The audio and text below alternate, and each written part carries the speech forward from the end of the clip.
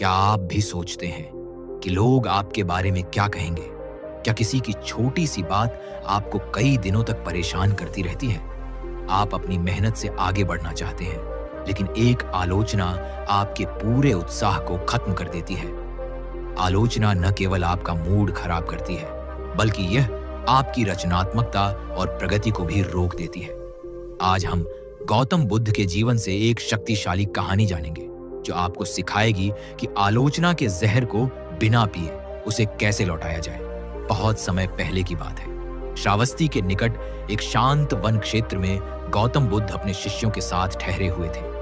चारों ओर शांति थी और दूर दूर से लोग बुद्ध के दर्शन और उनके उपदेश सुनने आते थे। बुद्ध की वाणी लोगों के भीतर बदलाव ला रही थी, जिनके जीवन में वर्षों से क्रोध, अहंकार और बेचैनी भरी थी। वे धीरे धीरे शांत होने लगे थे।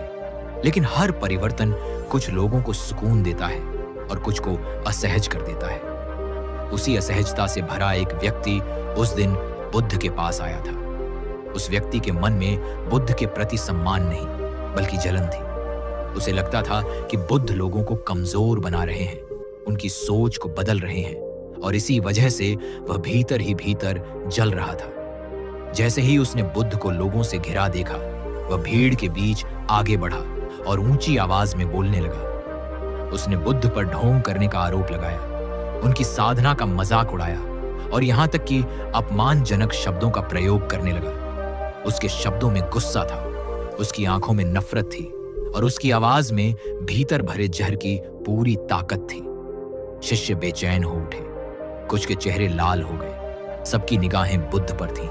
उन्हें लगा कि अब तो गुरु कुछ कहेंगे, अब तो इस व्यक्ति को रोका जाएगा। लेकिन बुद्ध शांत बैठे रहे। न उनके चेहरे पर कोई क्रोध था, न अपमान की कोई छाया। वे वैसे ही शांत थे जैसे कोई गहरी झील जिसमें ऊपर कितनी ही आंधी क्यों न चल जाए, भीतर हलचल नहीं होती। उनके होंठों पर हल्की सी मुस्कान थी, मानो यह सब उन्हें छू भी नहीं रहा हो। वह व्यक्ति और जोर जोर से बोलने लगा। जब उसे कोई प्रतिक्रिया नहीं मिली तो उसने और कड़वे शब्द कहे। उसने बुद्ध की शिक्षाओं पर प्रश्न उठाए, उनके अनुयायियों का मजाक उड़ाया और लगातार बोलता रहा जब तक कि उसकी आवाज रुक नहीं गई। कुछ देर बाद उसके शब्द टूटने लगे, गला सूख गया और अंततः वह चुप हो गया। भीड़ में सन्नाटा छा गया। अब सभी बुद्ध की ओर देख रहे थे। तभी बुद्ध ने बहुत शांत स्वर में उसकी ओर देखा और पूछा, क्या तुमने अपनी बात पूरी कर ली? उस व्यक्ति को यह प्रश्न अजीब लगा। उसे उम्मीद थी कि गुस्से से भरा जवाब मिलेगा, लेकिन यह शांति उसे भीतर तक हिला दी थी। बुद्ध ने फिर कहा, मैं तुमसे एक छोटा सा प्रश्न पूछना चाहता हूं। वह व्यक्ति अनमने भाव से बोला, पूछिए। बुद्ध ने कहा, मान लो कोई व्यक्ति तुम्हारे घर आता है और तुम्हें एक उपहार देता है, लेकिन तुम उस उपहार को लेने से मना कर दो, तो बताओ वह उपहार किसका रहेगा? बिना सोचे वह व्यक्ति बोला, जिसने दिया है उसी का। बुद्ध मुस्कुराए और बोले, बस यही बात है। तुम जो अपशब्द, निंदा और घृणा मेरे पास लाए थे, मैंने उन्हें स्वीकार नहीं किया, तो अब वे मेरे नहीं हैं, वे तुम्हारे ही हैं। ये सुनते ही उस व्यक्ति के चेहरे का रंग बदल गया। पहली बार उसे अपने शब्दों का भार महसूस हुआ। बुद्ध ने आगे कहा, इस संसार में लोग सबसे ज्यादा दुख तब उठाते हैं जब वे हर बात को अपने भीतर उतार लेते हैं, हर आलोचना को सच मान लेते हैं, हर अपमान को अपनी पहचान बना लेते हैं। लेकिन समझ लो, हर चीज लेने लायक नहीं होती, कुछ चीजें छोड़ देने के लिए होती हैं। बुद्ध बोले, जब कोई तुम्हें अपमान देता है और तुम उसे अपने मन में जगह नहीं देते, तो वह अपमान तुम्हें छू भी नहीं सकता। लेकिन जिस दिन तुम उसे स्वीकार कर लेते हो, उसी दिन वह तुम्हारा बोझ बन जाता है। शांति बाहर से नहीं आती, शांति तब आती है जब तुम यह तय कर लेते हो कि क्या भीतर रखना है और क्या नहीं। वह व्यक्ति चुपचाप नीचे बैठ गया। उसकी आंखों में अब क्रोध नहीं था, बल्कि शर्म और आत्मबोध था। कुछ क्षण बाद उसने सिर झुकाकर कहा, मैं आपको चोट पहुंचाना चाहता था, लेकिन आपने मुझे ही मेरे भीतर की सच्चाई दिखा दी। बुद्ध ने शांत स्वर में कहा, मैंने कुछ नहीं किया, तुम जो लेकर आए थे वही तुम्हें दिखाई दे गया।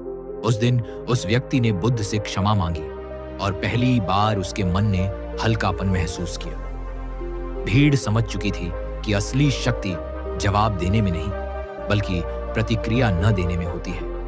बुद्ध की वह शिक्षा आज भी उतनी ही जीवित है। जो तुम स्वीकार नहीं करते, वह तुम्हारा नहीं बन सकता। बुद्ध के उस उत्तर के बाद भीड़ धीरे धीरे छूटने लगी, लेकिन जो लोग वहां थे उनके मन में एक प्रश्न गूंज रहा था। अगर आज की दुनिया में कोई हमें अपमानित करे, नीचा दिखाए, सोशल मीडिया पर ट्रोल करे, ऑफिस में आलोचना करे, परिवार में ताना मारे, तो हम क्या करें? बुद्ध ने उस दिन केवल उस व्यक्ति को नहीं, बल्कि आने वाले हर समय के इंसान को एक गहरी सीख दी थी। वह सीख सिर्फ आध्यात्मिक नहीं थी, बल्कि पूरी तरह व्यावहारिक थी, आज के जीवन के लिए थी। पहला बड़ा सबक यही है कि अपना ध्यान भटकने मत दो। आज जब कोई आपको बुरा भला कहता है, तो असल में वह आपकी सफलता नहीं रोक रहा होता, वह आपका ध्यान रोक रहा होता है। वह चाहता है कि आप अपने लक्ष्य से हटकर अपनी ऊर्जा, समय और मानसिक शक्ति उसे जवाब देने में खर्च कर दें। ठीक वैसे ही जैसे उस व्यक्ति ने बुद्ध को उकसाने की कोशिश की थी, ताकि बुद्ध शांत न रहे, ताकि वे अपने संतुलन से गिर जाएं। लेकिन बुद्ध जानते थे कि ध्यान का टूटना ही असली हार है। आज भी जब आप आलोचना में उलझ जाते हैं, इसलिए सबसे बड़ा अभ्यास यह है कि आप पूछें, क्या यह बात मेरे लक्ष्य के रास्ते में है या मुझे उससे भटकाने आई है? अगर वह भटकाने आई है, तो उसे वहीं छोड़ देना ही बुद्ध का मार्ग है।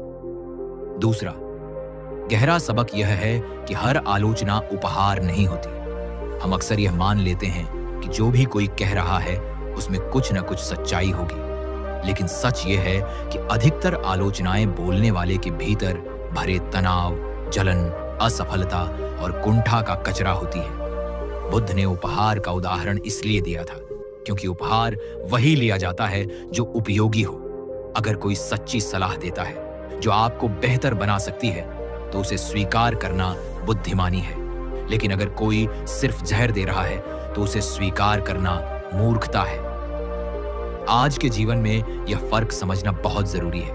क्या यह आलोचना मुझे सुधारने आई है या सिर्फ किसी और के मन का बोझ उतारने आई है? जो बोझ है उसे उठाने की कोई मजबूरी नहीं। तीसरा और सबसे शक्तिशाली सबक है मौन की शक्ति। आज की दुनिया में सबसे दुर्लभ चीज है शांत रह पाना। जब कोई आपको उकसाता है और आप तुरंत प्रतिक्रिया नहीं देते, तो आप उसकी शक्ति छीन लेते हैं, क्योंकि उसे आपकी प्रतिक्रिया चाहिए, आपका गुस्सा चाहिए, आपकी बेचैनी चाहिए। बुद्ध का मौन उस व्यक्ति के लिए सबसे बड़ा उत्तर था।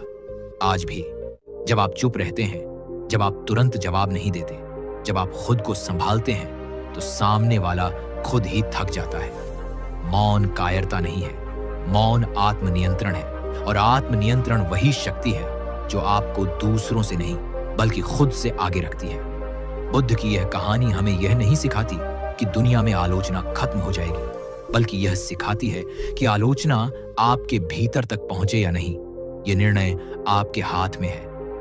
हर बार जब आप शांत रहते हैं, हर बार जब आप ध्यान नहीं भटकाते, हर बार जब आप अनावश्यक उपहार लेने से मना करते हैं, आप बुद्ध के उस मौन को अपने जीवन में उतारते हैं। और शायद यही आज के जीवन की सबसे बड़ी जीत है, दूसरों की बातों से नहीं, अपने संतुलन से जीना। तो अगली बार जब कोई आपको उकसाने की कोशिश करे, याद रखिए, शांति आपकी कमजोरी नहीं, आपकी सबसे बड़ी ताकत है। हर शब्द का जवाब देना जरूरी नहीं, कभी कभी मौन ही सबसे ऊंचा उत्तर होता है। अगर यह कहानी आपको छू गई हो तो लाइक करें, सब्सक्राइब करें और इसे शेयर करें, ताकि यह शांति और लोगों तक पहुंच सके।